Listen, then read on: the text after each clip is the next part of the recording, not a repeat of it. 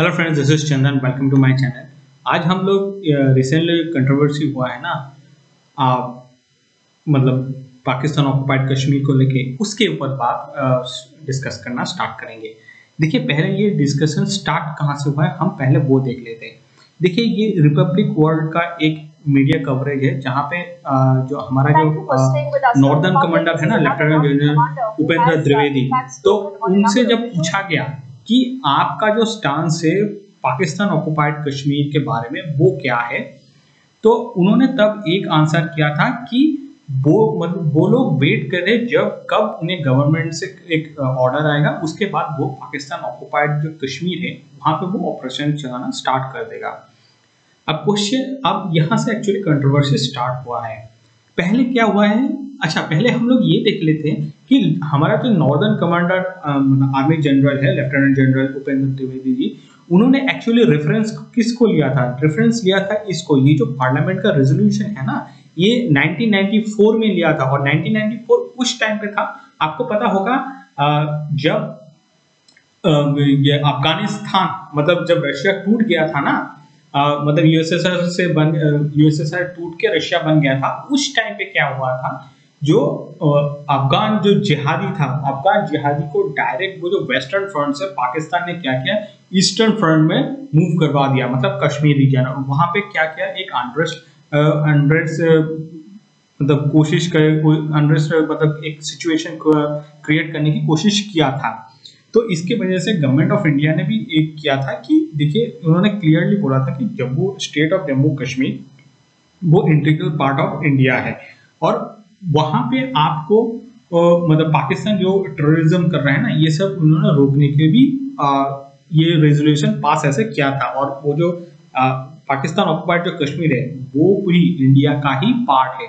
ऐसे इसको एक्चुअली यही चीज जो पार्लियामेंट का रेजोल्यूशन है, यही चीज हमारा जो लेफ्टिनेंट जनरल ये जो उपेंद्र द्विवेदी जी है, इन्होंने यही बोला है। ये देखिए, हरकतें जब कराना चाहता है ये क्लियरली है, ये एक्चुअली उसको रेफरेंस यहाँ पे लाया था। अब इससे क्या हुआ, ये एक्चुअली कंप्लीटली जब मतलब मीडिया में हर जगह पे सर्कुलेट होना स्टार्ट हो गया था। आप यहाँ पे क्लियरली आर्टिकल देखें, ये इवन इंडिया में, पाकिस्तान में, हर जगह पे ये आर्टिकल जब ये न्यूज जब आ गया तो उसके बाद रिस्पॉन्स आना स्टार्ट हो गया।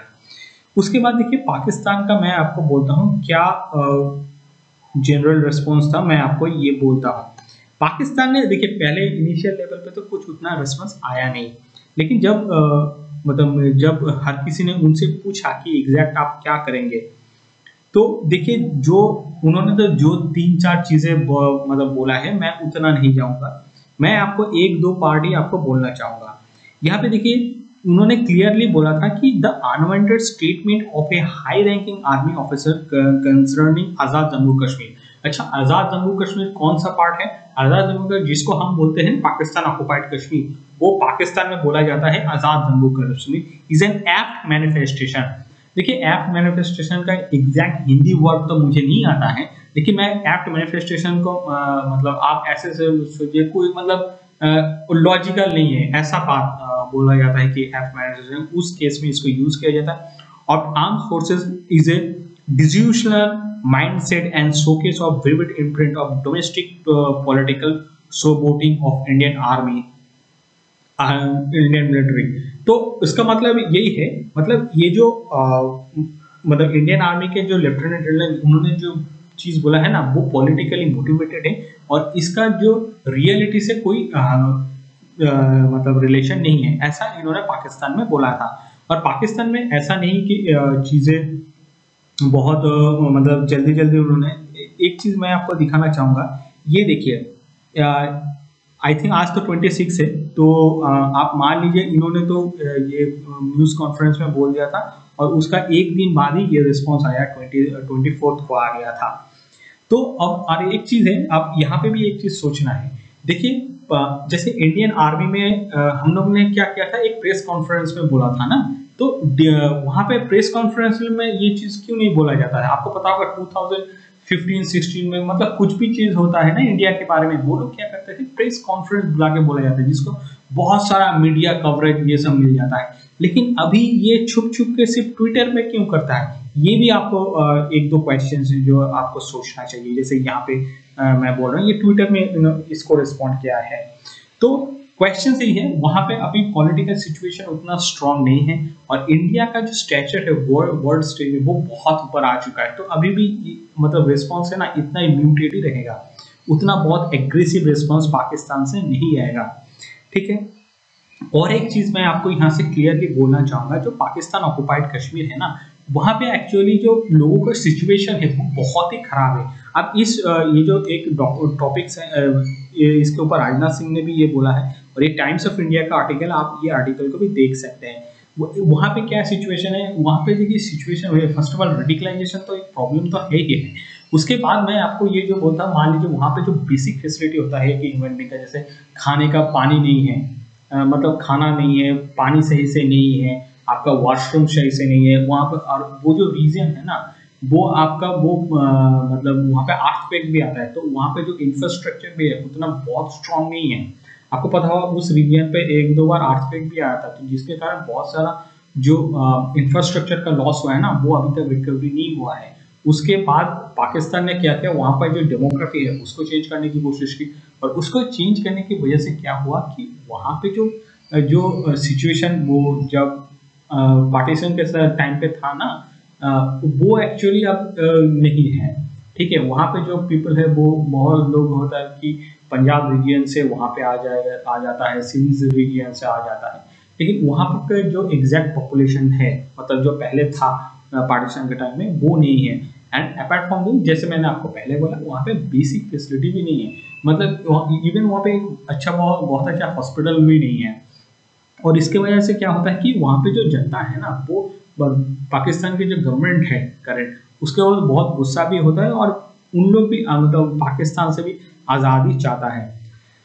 और ये सब कंट्रोवर्सी में आपको एक चीज़ मैं बोलना चाहूँगा कि जब एक कंट्रोवर्शियल इंडिया पाकिस्तान का जब एक बहुत बड़ा ऐसा इशू होता है ना, तब हर कोई यहाँ पे कूदने की कोशिश करता है, मतलब जो भी आता है वहाँ पे वो हाथ धोने की कोशिश करता है। उसमें एक है चौधरी फवाद हुसैन, तो इन्होंने जब ये लेफ्टिनेंट जनरल उपेंद्र द्विवेदी जिन्होंने बोला था ना, उसके बाद इन्होंने लिख दिया था, don't think that even in don't think even in sleep like that we will not take long to turn into India India.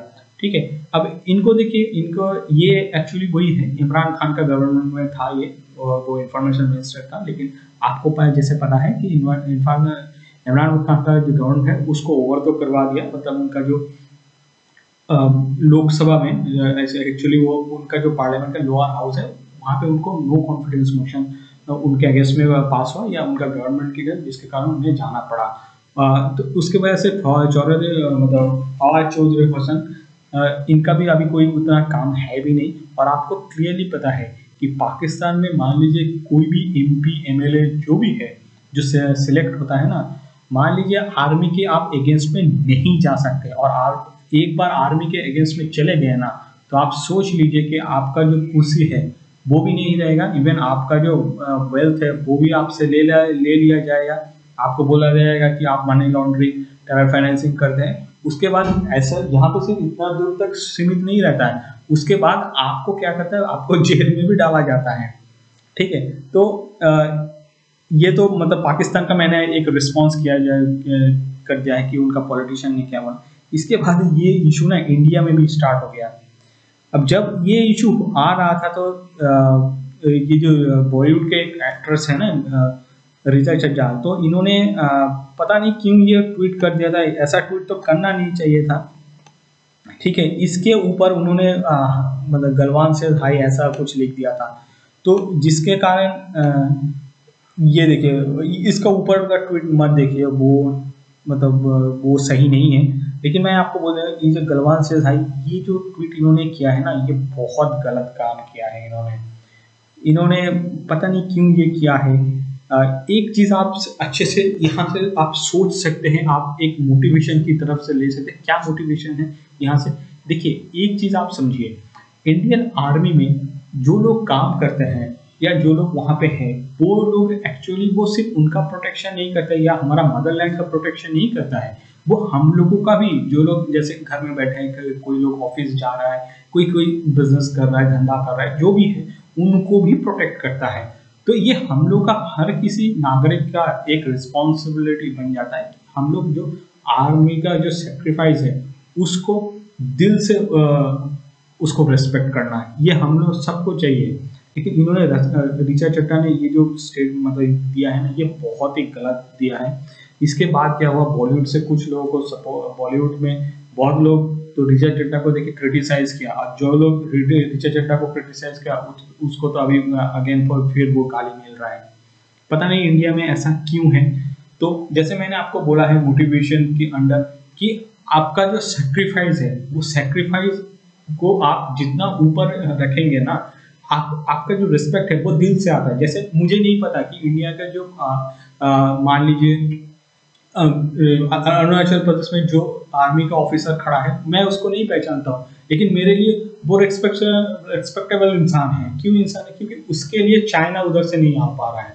फिर सेम थिंग आप मान लीजिए, ये जो वाघा बॉर्डर है, मतलब ये पाकिस्तान रीजन में नॉर्थ वेस्ट फ्रंटियर पे, तो जहाँ पे जो आर्मी ऑफिसर है या सिपाही है, बीएसएफ का जो जवान हो सकता है, कोई भी हो सकता है, कि जो वहां पे खड़ा है, मैं उन्हें नहीं पहचानता हूँ, लेकिन मेरे दिल में उनके लिए रिस्पेक्ट है। क्योंकि देखिए, उनको ही वजह से मैं आज यहाँ इंडिया के अंदर बैठा हुआ हूँ चुपचाप, ठीक है।